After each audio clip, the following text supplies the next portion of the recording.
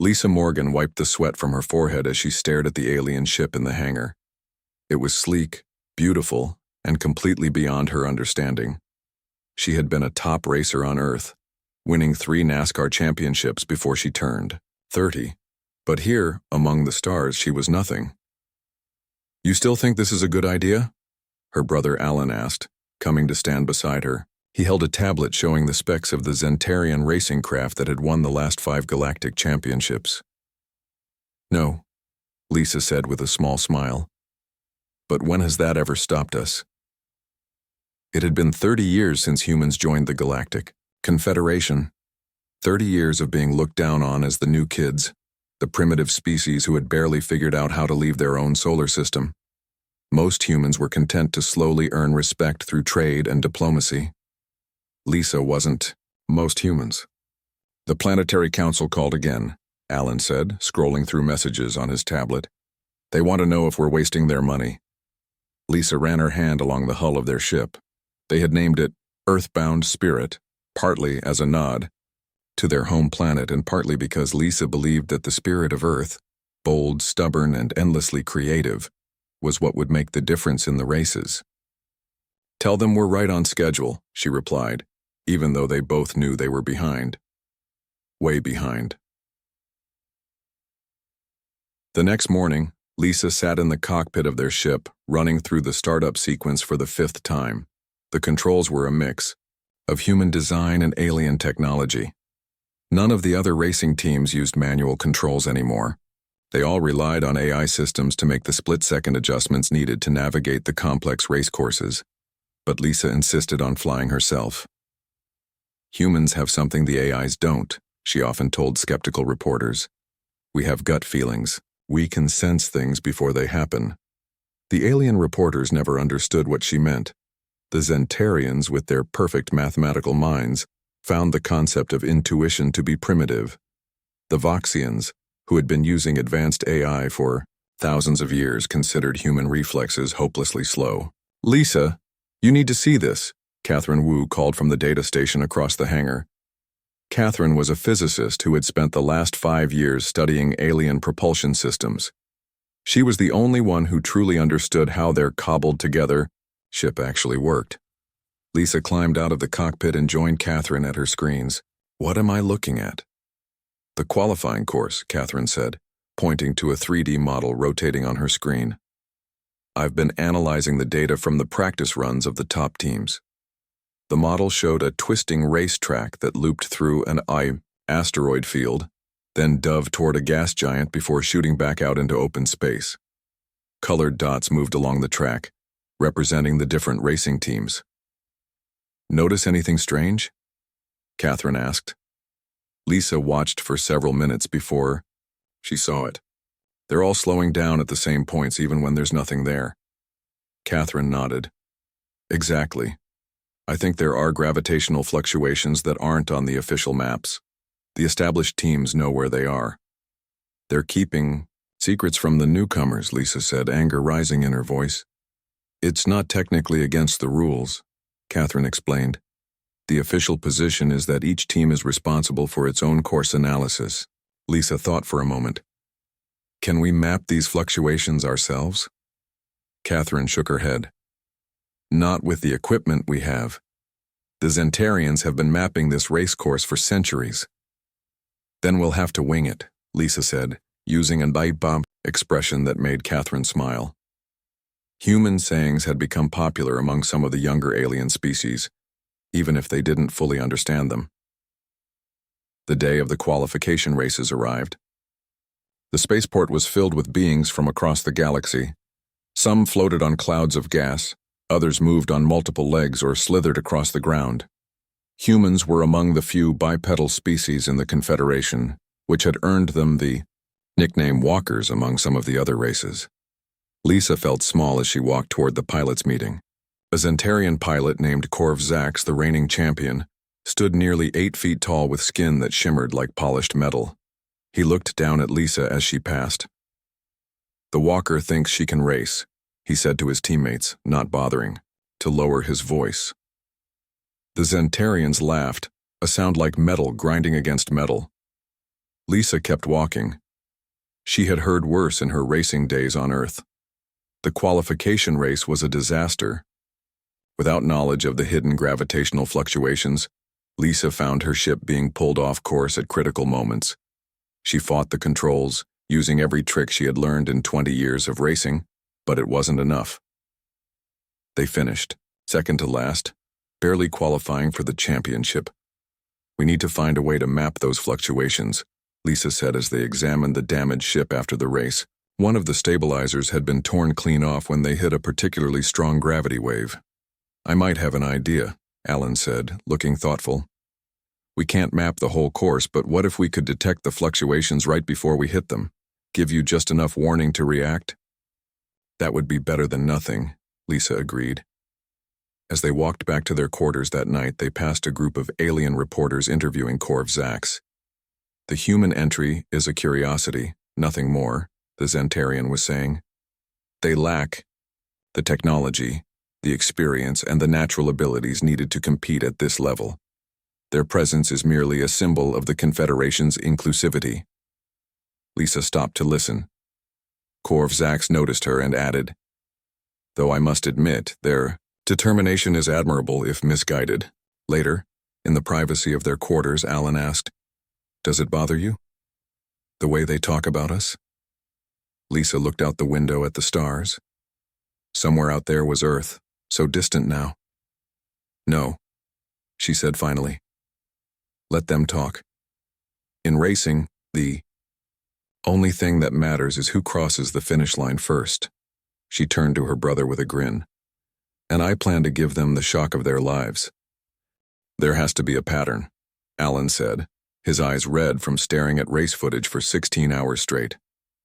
The walls of their small workshop were covered with holograms, showing the paths of the top racing teams from the last 5 championships. Lisa handed her brother a cup of coffee, a luxury they had brought from Earth. Most alien species found the drink disgusting, which meant it was one of the few Earth products not in high demand. "What are we missing?" she asked, studying the colorful lines that represented ship trajectories. "Look, here."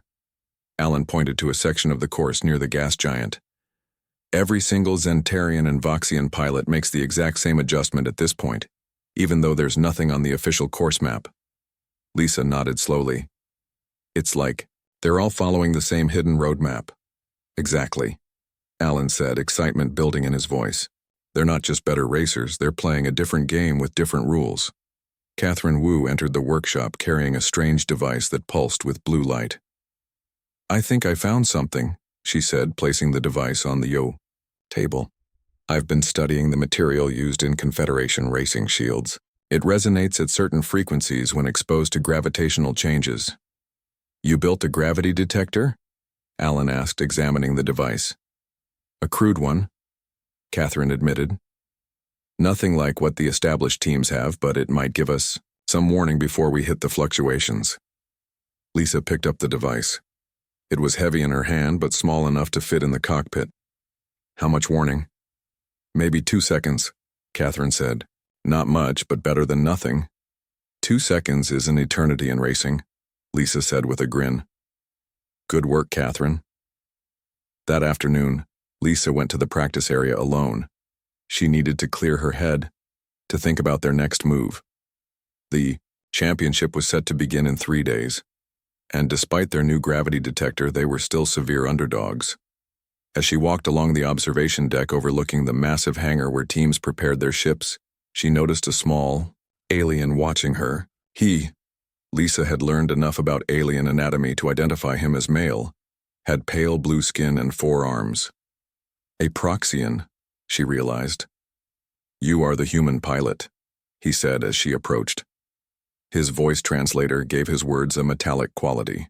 "Lisa Morgan," she said, extending her hand before remembering that Proxians didn't shake hands. She awkwardly lowered it. "I am Zorn," he said, "pilot for the Proxian Racing Authority." Lisa knew of him. The Proxians had never placed higher than 5th in the championship despite competing for over a century. "Your qualification run was interesting," Zorn said. You fight the ship instead of letting the computers fly it. Humans like to do things our way, Lisa replied. Zorn made a sound that might have been a laugh. That is why the Zentarians and Voxians dislike you. They have maintained their dominance for too long to welcome change. Is that why your team has never won? Lisa asked boldly. Instead of being offended, Zorn seemed pleased by her directness. The game is rigged, human. The ruling species share information only among themselves. The gravitational maps, the shield frequencies, the optimal trajectories, all kept secret from newcomers. That's not fair, Lisa said, feeling her temper rise. Fair? Zorn's translator couldn't quite capture his tone, but his 4 eyes blinked, in sequence. The universe is not fair, neither is racing. He moved closer and lowered his voice. There is a practice session tonight. The course will be empty except for the Zentarian champion testing a new configuration. If someone were watching, from the observation pod on level 7, they might learn something useful. Before Lisa could respond, Zorn walked away, his 4 arms swinging in perfect rhythm. That night, Lisa, Alan, and Catherine crowded into the small observation pod on level 7. Below them, Korvzax's silver ship moved through the practice course, with impossible precision. Look at his approach to the gas giant, Alan whispered, even though there was no way the Zentarian could hear them. He adjusts before hitting the fluctuation, not after. Catherine was recording everything with sensors she had built from modified Earth technology. His ship is transmitting data on frequencies we didn't know to look for, she said. I think they have beacons hidden throughout the course. That's why they always know exactly where the gravitational traps are, Lisa said. They've mapped everything down to the millimeter. They watched for hours as Korvzax ran the course again and again. Each time, Catherine's sensors gathered more data about the hidden map the Zentarians used. By morning, they had compiled enough information to create a partial map of the gravitational fluctuations. It wasn't as complete as what the top teams had, but it was far better than flying blind. We need to test this, Lisa said, looking at the new data displayed on their screens. They took the Earthbound Spirit out for a practice run later that day. With the partial map and Catherine's detector, Lisa was able to anticipate many of the hidden gravitational traps. The ship's performance improved dramatically, moving from the bottom of the pack to the middle range. Word spread quickly through the racing community. By the time they returned to the hangar, a small crowd had gathered to see the human team. Among them was Korvzax. Impressive improvement, the Zentarian said, his metallic skin reflecting the hangar lights, though still far from competitive. We're just getting started, Lisa replied. Be careful, human, Korvzax said, leaning down so that his face was level with hers. Some races are not meant to be won by newcomers. There is an order to things in the Confederation. Maybe that order needs to change, Lisa said, standing her ground. Korvzax straightened to his full height. Your species has always been overconfident. It is both your most interesting quality and your greatest weakness. After he left, Alan turned to his sister. I think you just made an enemy. No, Lisa said, watching the Zentarians' retreating form. I think they were already our enemies. Now they just know we're in the game. That night, as the human team worked late preparing for the first race of the championship, a message arrived from Zorn. The Zentarians have called an emergency meeting of the top teams. Your success today has disturbed them. Be ready. They will not make it easy for you now. Lisa smiled as she read the message. Good, she said to herself. I was worried this would be too easy. The first race of the championship began with disaster for the human team. Despite their partial map of the gravitational fluctuations, the Earthbound Spirit was still outclassed by the alien ships. Lisa finished in 14th place out of 16, racers barely avoiding last place. Back in the hangar, the mood was grim. The ship had taken damage from a particularly violent gravity wave, and Alan was working furiously to repair the port stabilizer. We were too slow, Lisa said, watching her brother work. Our ship just can't match their acceleration. Catherine was analyzing the race data on her screens. The Zentarians are using a shield configuration that lets them cut through the gravitational waves like they're not even there. We can't copy it with our technology. Lisa paced the hangar, thinking. So we can't beat them with speed, and we can't match their shields. What do we have that they don't? Nothing, Alan said bluntly, looking up from his repairs. That's the problem. No, Lisa said, stopping suddenly. We have human unpredictability. We have adaptability. She walked to Catherine's station and looked at the race footage. Look at how they fly. It's perfect, precise. Every Zentarian takes exactly the same line through the course. Every Voxian follows the same pattern. Because it's the optimal path, Catherine said, not understanding. Optimal if you have their technology, Lisa agreed. But what if we take a completely different approach? What if we stop trying to fly like them and start flying like humans? Alan put down his tools. What exactly does that mean? Lisa smiled. It means we throw out the alien racing handbook and write our own. Over the next 2 days, the human team completely redesigned their approach. Alan reconfigured the ship's controls to be more responsive to Lisa's inputs, removing many of the automatic stabilizers that alien ships relied on. It made the ship harder to fly but allowed for more creative maneuvers. Catherine modified their shields to be manually adjustable during flight, something no other team did. It was considered too dangerous and unpredictable by alien standards, but it would allow Lisa to strengthen the shields right before hitting a gravity wave, then immediately redirect power to engines afterward. This is crazy, Alan said as they tested the new configurations in simulation.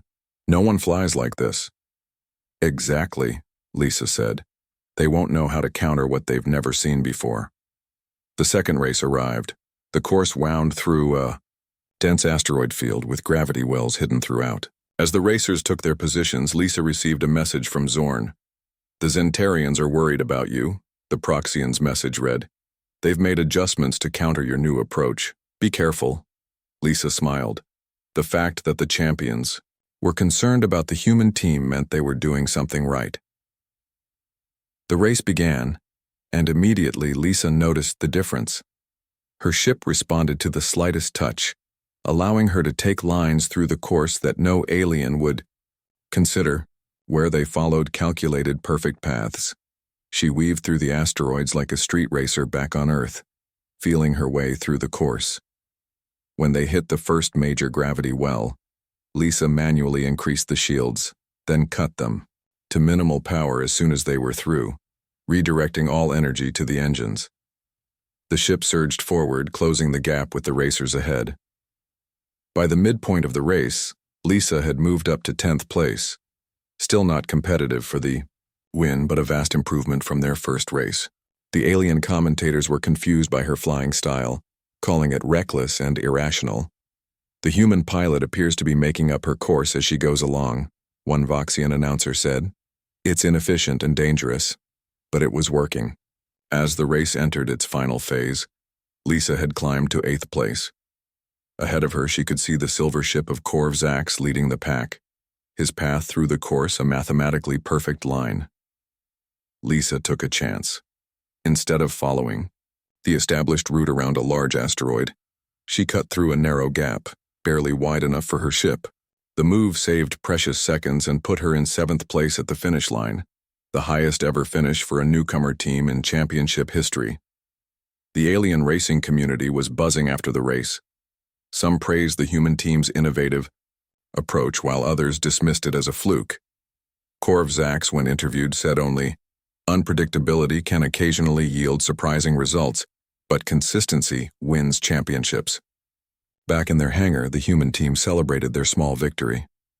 7th place, Alan said, raising a cup of coffee and toast.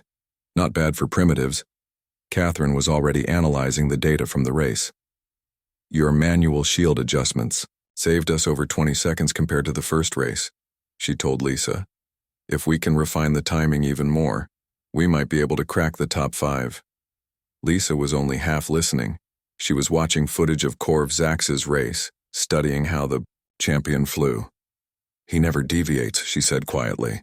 Even when there's an opportunity to try something new, he sticks to the plan. That's the Zentarian way, Catherine said. They believe perfection comes from repetition and precision. But racing isn't just about precision, Lisa said.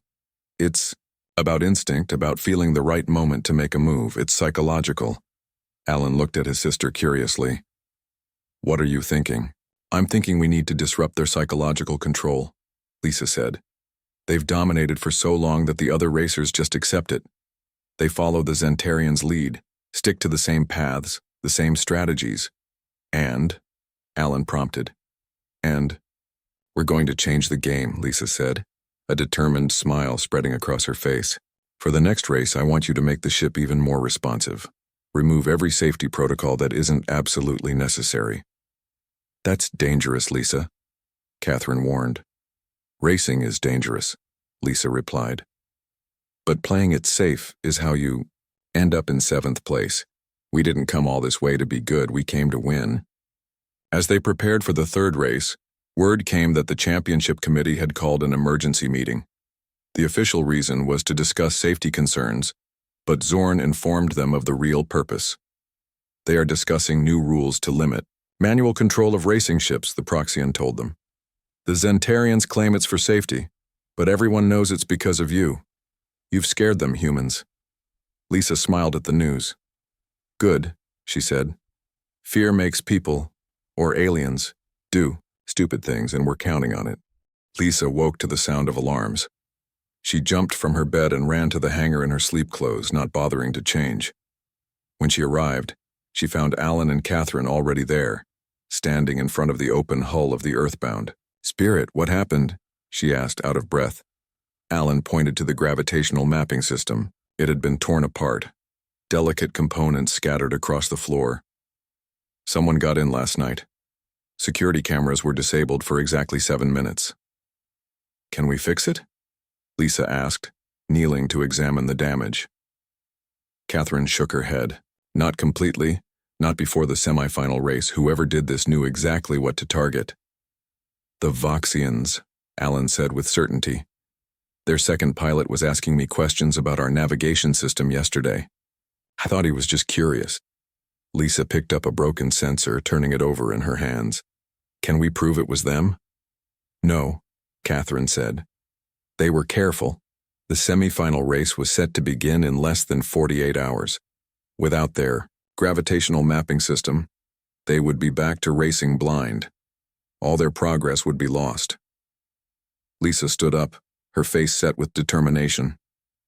Then we adapt. Again. How? Alan asked. We don't have time to rebuild the system. We go back to basics, Lisa said. Catherine, do we still have your original gravity detector? The simple one? Catherine nodded. Yes, but it only gives 2 seconds of warning. That's not enough to... It will have to be. Lisa interrupted. We'll combine it with what I've learned. About the course. I've memorized the locations of most of the major gravity wells by now. Memorized them? Alan looked skeptical. I've run the course over 100 times in simulation, Lisa said. I don't have the Zentarians' perfect recall, but I have a pretty good memory for racetracks. The team worked nonstop for the next day and a half. Alan repaired what he could of the damaged system, while Catherine enhanced the sensitivity of the gravity detector. Lisa spent hours in the simulator, committing every twist and turn of the course to memory. On the morning of the semifinal, Zorn visited their hangar. The Proxian looked concerned. I heard about the sabotage, he said. The racing committee dismissed your complaint. We expected that, Lisa said, checking the final adjustments on her ship. The Zentarians and Voxians have formed an alliance for this race, Zorn warned. They plan to box you in at the first narrow section of the course. Lisa smiled grimly. Thanks for the heads up. As Zorn turned to leave, he hesitated. Why do you continue, human? You know they will never let you win. Lisa looked up from her work. Because some things are worth fighting for even when the odds are against you. Especially then. The Proxian considered this for a moment before nodding. Good luck, he said, and left. 2 hours later, Lisa sat in the cockpit of the Earthbound Spirit, waiting for the race to begin. The semifinal course was the most challenging yet. A twisting path through a dense nebula with gravity wells hidden in the colorful clouds. "Remember," Alan's voice came through her headset, "the detector will give you some warning, but trust your instincts if something feels wrong." "Got it," Lisa replied, gripping the controls tightly. The race began, and immediately Lisa could see Zorn had been right. The Zentarian and Voxian ships moved into formation around her, blocking her favorite racing lines. She was forced to take wider turns, losing precious seconds. Halfway through the race, Lisa was holding steady in 8th place. Not good enough to advance to the final. She needed at least 6th place to qualify. Then disaster struck. As she navigated through a particularly dense part of the nebula, a Voxian ship cut across her path, forcing her to swerve. The sudden maneuver sent the earthbound spirit straight into a gravity well that she hadn't detected in time. The ship spun wildly, alarms blaring throughout the cockpit. The port stabilizer, already damaged from the previous race, broke off completely. Lisa fought the controls, trying to regain stability. "Lisa!" Alan's voice was frantic in her ear. "The stabilizer is gone. You need to withdraw." Lisa ignored him. She reached for the manual override panel and began adjusting the ship's weight, distribution in real time, compensating for the missing stabilizer. It was something no AI system would attempt. The risk of catastrophic failure was too high. But Lisa wasn't an AI. She was a human pilot with decades of experience feeling how a racing vehicle should move. She adjusted the weight distribution with each turn, each acceleration, each moment of the race, keeping the damaged ship on course through sheer will and skill. The alien commentators were stunned. "The human ship should have crashed," a Zentarian announcer said. "Yet somehow it continues." Lisa pushed the damaged ship harder, taking risks no sane pilot would consider. She cut through gravity wells instead of going around them, using the distortions to slingshot the ship forward. With 2 laps remaining, she had climbed to 7th place. Not enough. She spotted a gap between 2 Voxian ships ahead. It was barely wide enough for her ship, and it would take her dangerously close to a known gravity well, but it was her only chance. Lisa took a deep breath and aimed for the gap. The Voxian pilots, not expecting such a reckless move, reacted too late. The earthbound spirit shot between them, clipping one ship's wing in the process. The contact sent her spinning toward the gravity well. Instead of fighting it, Lisa did the unthinkable. She cut power to the engines and let the gravity pull her ship through, using the well's own energy to propel her forward once she was clear. The maneuver catapulted her into 6th place with half a lap remaining. She held the position to the finish line, qualifying for the championship final by the narrowest of margins. The human team's hangar erupted in celebration.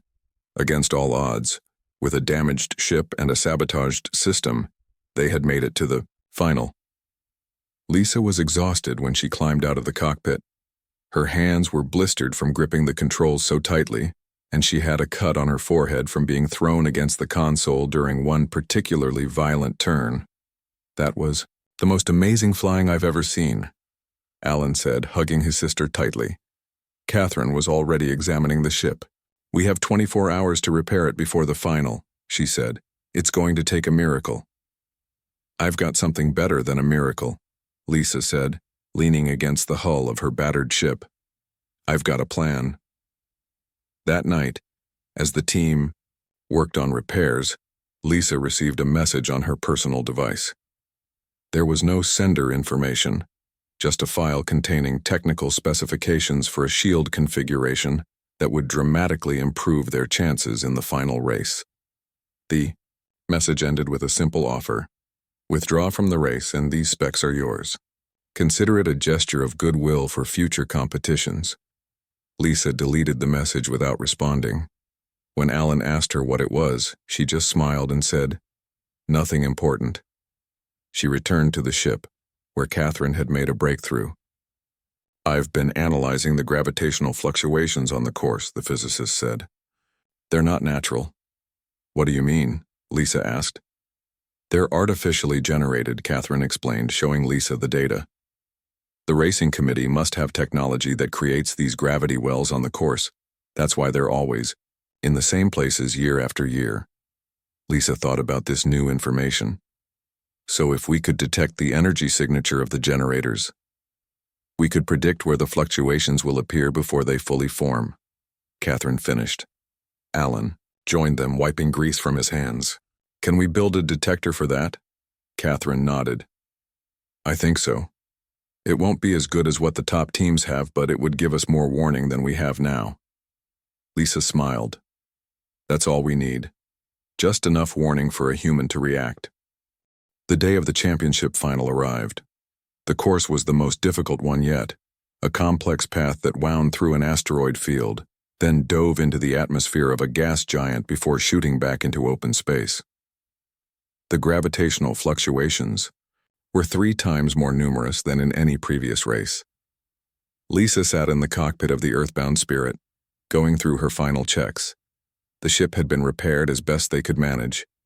Catherine's new detector was installed, giving them a few precious seconds of warning before gravitational distortions formed. Remember? Alan's voice came through her headset. You don't need to follow their racing lines, fly it your way. Always do, Lisa replied with a smile. The race began. The Zentarian and Voxian ships immediately took the lead, with Korvzax's silver vessel pulling ahead of the pack. Lisa held steady in 5th position, conserving energy and studying how the leaders handled the course. Halfway through the race, she activated Catherine's new detector. It worked better than expected, identifying the energy signatures of the gravity generators before the fluctuations fully formed. Lisa began taking calculated risks, cutting corners through gravitational disturbances with split-second timing. The alien commentators were confused by her approach. The human is deliberately flying into the fluctuation points, a Voxian announcer said. It makes no sense. But it was working. Lisa climbed to 4th place, then 3rd. The crowds watching from the observation decks murmured in surprise. Korvzax noticed the threat too late. He tried to block Lisa's increasingly effective maneuvers, but his perfect, calculated racing style was no match for her adaptability and unpredictability.